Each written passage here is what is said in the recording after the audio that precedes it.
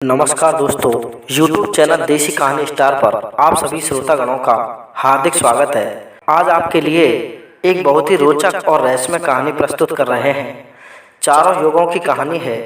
चार युगों में कैसे लड़ाई हुई और किस प्रकार से चार युग आपस में कहते हैं कि हम सब में बड़ा कौन है, और इस विषय का निर्णय किस प्रकार से होता है, ये सारी कहानी आपके सामने हम प्रस्तुत करने जा रहे हैं। तो सभी श्रोतागणों से मेरा एक निवेदन है कि श्रोताओं, आप हमारी वीडियो को देखते तो खूब हैं, लेकिन लाइक बहुत कम करते हो। मेरा हाथ जोड़कर आपसे एक विनम्र अनुरोध है, आप हमारी वीडियो को एक लाइक अवश्य कर दिया करो। इससे हमारा उत्साहवर्धन होता है, और जिन भाइयों ने हमारे चैनल को सब्सक्राइब नहीं किया है वो हमारे चैनल को सब्सक्राइब अवश्य कर दें। तो चलिए श्रोताओं, चलते हैं कहानी पर। एक समय की बात है, ब्रह्मा जी ने चार युगों का निर्माण किया था, और चार युग ब्रह्मा जी के चारों पैरों से बने हैं। पहला पैर ब्रह्मा जी ने जो रखा था उसका नाम सत था, जिसका नाम सतयुग रखा गया। दूसरे का तप था, उसका नाम त्रेता युग रख दिया। तीसरे का द्वार था, जिससे द्वापर युग कहलाया। और चौथा पैर था ब्रह्मा जी का, वो था कली। चारों युग एक बार पृथ्वी पर भ्रमण कर रहे थे, तो घूमते हुए वो घने जंगल और पहाड़ों में विचरण करते जा रहे थे।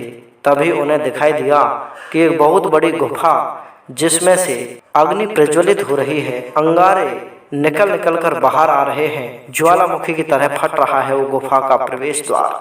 श्रोताओं, चारों युगों ने जब उस गुफा को देखा तो आश्चर्य में पड़ गए। तभी उनमें एक बात विवाद हुई कि इस अग्नि को कौन रोक सकता है। सतयुग बोला कि इस अग्नि को मैं रोक दूंगा, लेकिन फिर आप सब में बड़ा मैं ही कहलाऊंगा।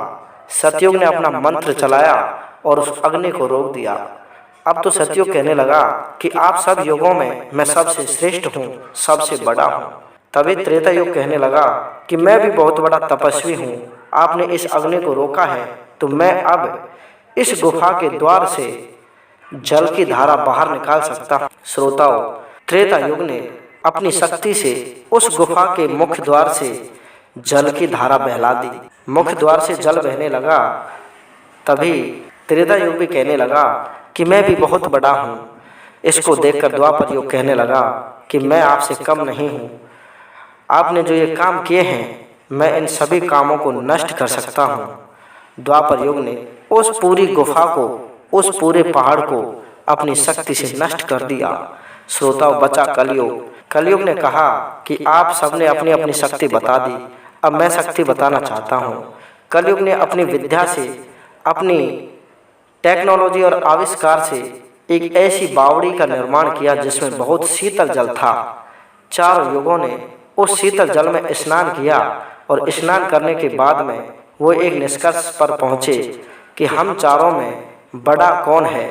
इस बात का निर्णय अभी तक नहीं हुआ है। इस बात का निर्णय हमारा कौन कर सकता है, क्योंकि इस पृथ्वी पर जो इंसान, कोई राजा महाराजा जीवित रहता है तो 100-200 साल तक रहता है, हजारों साल तक रहता है, लेकिन हम तो कई कई लाखों तक रहते हैं। पहले सतयुग आता है, फिर त्रेता, फिर द्वापर, फिर कलयुग, उसके बाद में महाप्रलय होकर के पुनः सृष्टि पर सतयुग का निर्माण होता है, और ये क्रम चलता रहता है। इसलिए हम चारों में बड़ा कौन है, इसका निर्णय तो भगवान शिव शंकर ही कर सकते हैं। चारों युगों ने आपस में एक मति बनाई और भगवान शिव शंकर के पास में चल देते हैं। कैलाश पर्वत पर जाकर देखा तो भगवान शिव शंकर तपस्या में लीन थे, और उनके नंदी महाराज और माता पार्वती का सिंह वहीं पर बैठा हुआ था। गणेश जी और कार्तिकेय महाराज खेल कूद में लगे हुए थे। उन सब के सामने जाकर के चारों युग बैठ जाते हैं। जब भगवान शिव शंकर की आंखें खुली तो उन्होंने देखा कि चारों युग मेरे पास में क्यों आकर के बैठे हैं। तभी चारों ने एक साथ आवाज लगाई कि हे प्रभु, आप तो जब सृष्टि की रचना नहीं हुई थी उससे पहले जन्म ले चुके हैं और मरते कभी भी नहीं हैं। आपको तो हर चीज का पता है, हर बात का पता है, आप तो अंतर्यामी हैं। आप हमारा एक फैसला कर दीजिए कि हम चारों में सबसे बड़ा कौन है। भगवान शिव शंकर जी ने थोड़ा दिमाग लगाया और पूछने लगे कि भाई सतयुग, आप सबसे पहले आते हो, आप अपने आप को क्यों बड़ा मानते हो, आपको किस बात का गुमान है, किस बात का घमंड है, उसको आप मुझे बताएं। सतयुग कहने लगा कि महाराज, मैं क्यों घमंड ना करूं, मेरे युग में इंसान 21 हाथ का लंबा होता था और उसके पास में अनेकों शक्तियां होती थी, वो अपनी शक्ति से कुछ भी कर सकता था। और मेरे समय में काफी अवतार हुए थे, वामन अवतार आदि मेरे ही समय में हुए थे। और मेरे समय में ऐसे ऐसे महान वीर योद्धा हुए थे जो इस धरती को एक बार फूंक मार दें तो ये धरती रसातल को चली जाए। ऐसे ऐसे योद्धा हुए थे, मुझे इनका गुमान है। श्रोताओ, सतयुग की बात को सुनकर भगवान शिव शंकर कहने लगे कि बात तो सही है, जो आपने ये सारी बातें बताई हैं ये सभी आपके समय में हुई थी। तभी त्रेता युग का नंबर आया और त्रेता युग से भगवान शिव शंकर ने पूछा कि सुनो भाई, आपको किस बात का गुमान है, आप किस लिए अपने आप को बड़ा मानते हो। तभी त्रेता युग ने कहा कि सुनो भगवान, मेरे समय में भगवान राम ने अवतार लिया था जो मर्यादा पुरुषोत्तम कहलाए, उनके समान इस संसार में कोई भी मर्यादा पुरुषोत्तम नहीं है। और मेरे समय में इंसान की उम्र 1,00,000 वर्ष हुआ करती थी और उसकी लंबाई 16 हाथ हुआ करती थी। और मेरे समय में रावण, कुंभकर्ण, मेघनाथ, हनुमान, बाली, सुग्रीव, जामवंत जैसे अनेक योद्धाओं ने अपना बल और अपनी शक्तियां दिखाई थी। इतने शक्तिशाली योद्धा थे कि उनके चलने मात्र से ये पृथ्वी हिलने डुलने लगती थी। और मेरे समय में बहुत बड़े बड़े तपस्वी राजा महाराजा हुआ करते थे, इसलिए मुझे भी इस बात का गुमान है। तो श्रोताओ, भगवान शिव शंकर ने जब त्रेता युग की ऐसी बात सुनी तो बड़े प्रसन्न हुए और कहने लगे कि आपकी भी बात सही है, आप भी रुकिए। इसके बाद में द्वापर युग का नंबर आता है और द्वापर युग से भगवान शिव शंकर पूछने लगे कि भाई, आप अपने आप को क्यों बड़ा मानते हो, आपको किस चीज़ का गुमान है, आप भी अपनी बातें बताइए। द्वापर युग कहने लगा कि सुनो महाराज, मुझे भी मेरे समय पर बहुत बड़ा गुरूर है, गुमान है। मेरे समय में भगवान विष्णु ने अवतार लिया था जो श्री कृष्ण के रूप में लिया था और वो 16 कलाओं से निपुण थे, 16 विद्या निदान थे। उनके समान इस पृथ्वी पर बुद्धिमान व्यक्ति और महायोद्धा कोई नहीं हुआ और ना कभी होगा। और मेरे समय में महाबली भीम, कर्ण, अर्जुन, जरासंध, दुर्योधन, इस प्रकार के काफी अनेक योद्धा हुए थे जिनके युद्ध होने मात्र से ये पूरी पृथ्वी डोल गई थी और इस सारी पृथ्वी को इन्होंने हिला डाला था। कुरुक्षेत्र का युद्ध जो इस संसार में सबसे खतरनाक युद्ध माना जाता है, ऐसे ऐसे महान योद्धा हुए थे। और मेरे समय में इंसान की उम्र 8,000 वर्ष हुआ करती थी। तो मुझे भी मेरे समय पर बहुत बड़ा गुमान है। श्रोताओं, तीनों की बात सुनने के बाद में भगवान शिव शंकर कलयुग से कहने लगे कि भाई, आप अपनी भी बात बताओ, आपको किस बात का गुमान है। तभी कलयुग कहने लगे कि सुनो महाराज, मेरे समय में इंसान की उम्र मात्र 100-150 साल है और ना ही मेरे समय के इंसान की लंबाई ज़्यादा है। मेरे समय के इंसान की लंबाई मात्र 3.5 हाथ है। और द्वापर में इंसान की लंबाई 7 हाथ हुआ करती थी और त्रेता में इंसान की लंबाई 16 हाथ हुआ करती थी और सतयुग में इंसान की लंबाई 21 हाथ हुआ करती थी। इसलिए मैं सबसे छोटा और सबसे कमज़ोर इंसान हूँ। मुझे तो किसी भी चीज़ का घमंड नहीं है, बस एक ही चीज़ का घमंड है कि मैं अपनी बुद्धि से, मैं अपनी अक्ल से किसी भी काम को आसानी से कर सकता हूँ। ये अपनी शक्ति और तपस्या से जो काम करते हैं वो मैं मेरी बुद्धि से करवा सकता हूँ। मेरे समय के लोग बहुत विद्वान, बहुत अक्लमंद हैं। तो श्रोताओ, अब भगवान शंकर ने निर्णय लिया कि ये चारों ने अपनी अपनी बात रख दी, लेकिन इसको परीक्षण कैसे किया जाए, इसकी परीक्षा कैसे ली जाए कि ये लोग जो बता रहे हैं वो सत्य है। तभी भगवान शिव शंकर ने अपनी माया से 10,000 क्विंटल का एक भगोना बनाया, एक पतीला बनाया, जिसको आज के समय के लोग कभी भी उठा नहीं सकते। भगवान शिव शंकर ने सभी को आदेश दिया कि अपने अपने नंबर के हिसाब से मेरे पास में मेरे 500 सेवक हैं, इन 500 सेवकों को इस पतीले में चावल बना कर के खिलाइए। तो श्रोताओं 10,000 कुंटल का वो पतीला जो आज के समय में मशीनों द्वारा भी नहीं हिल सकता, उसमें चावल बनाने की सर्वप्रथम सतयुग की बारी आई तो सतयुग ने उस पतीले को एक हाथ से पकड़कर उठा लिया और उस पतीले के नीचे जंगल में से सूखे हुए पेड़ पौधों को उखाड़ करके नीचे लगा दिया और अग्नि जला दी, जिससे उस पतीले में आराम से चावल उबलने लगे। और चावल तैयार होने के बाद में उन सभी 500 सेवकों को सतयुग ने आराम से खिला दिया, सभी को थोड़ा थोड़ा वितरित कर दिया, सभी ने भोजन किया। दूसरे दिन त्रेता युग का नंबर आया।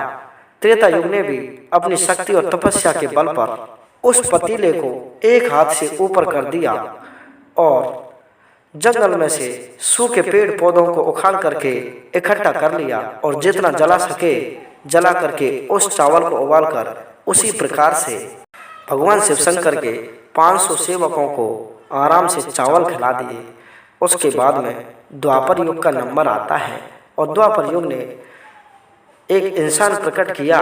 सभी ने एक एक इंसान उसी तरह का प्रकट किया था जो बहुत बलवान हो।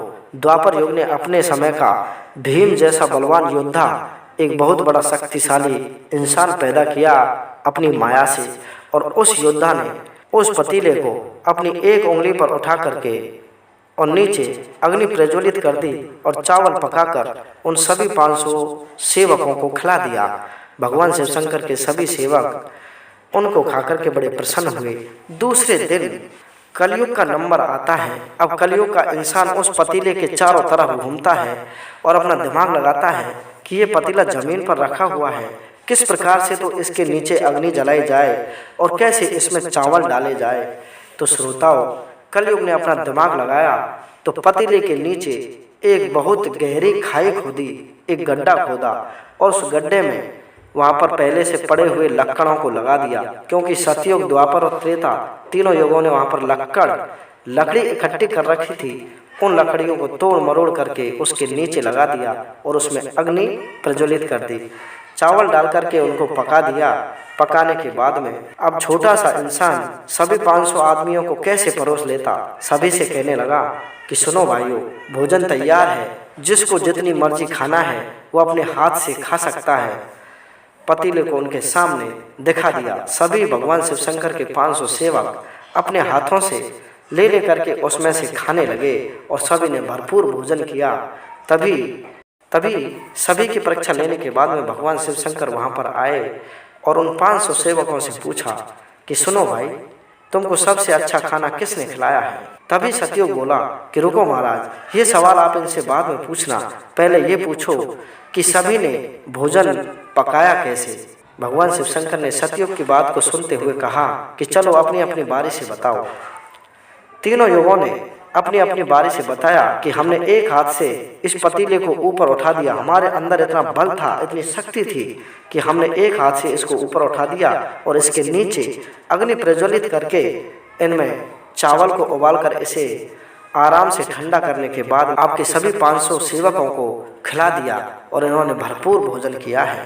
तभी कलयुग का नंबर आया और भगवान शिव शंकर ने कलयुग से पूछा कि आपने इस पतीले को कैसे उठाया और किस प्रकार से इसके नीचे अग्नि जलाई।